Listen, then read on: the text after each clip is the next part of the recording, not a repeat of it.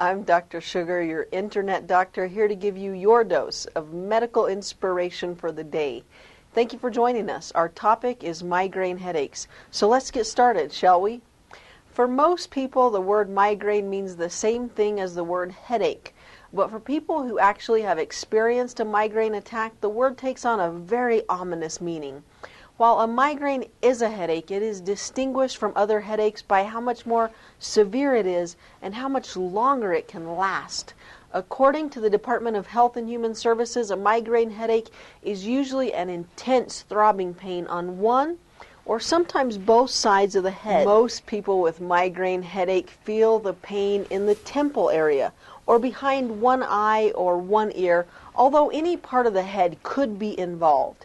Now, besides pain, a migraine headache can also cause nausea and vomiting, as well as an increased sensitivity to light and sound.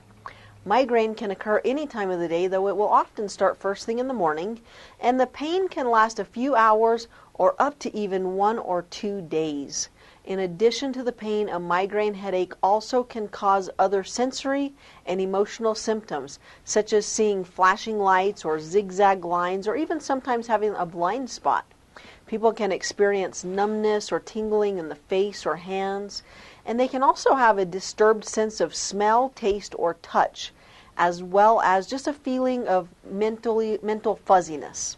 These occurrences are often called migraine auras, and a person may start experiencing these anywhere from 10 to 30 minutes before an attack, and sometimes people will even get an aura and not actually have the headache. The exact cause of migraine is really not fully understood, but most researchers think that the migraine is due to abnormal changes in levels of substances like enzymes, hormones, or neurotransmitters, these that are actually naturally produced in the brain. Now, when the levels of these substances increase, they can cause inflammation, and then this inflammation can cause blood vessels in the brain to swell and perhaps press on nearby nerves, which causes pain. Genes have also been linked to migraine because people who get migraines may have abnormal genes that control the functions of certain brain cells. As I was preparing for this topic, I was discussing migraines with a friend who shared with me that she could remember as a child that her mother had severe migraine attacks, and as a child she used to get very concerned, not knowing exactly what was going on with her mom. And then when she turned 18, she had her first migraine headache, and all of a sudden she completely understood. She learned the hard way that people who have a positive family history are at much higher risk for developing migraines. I'm Dr. Sugar.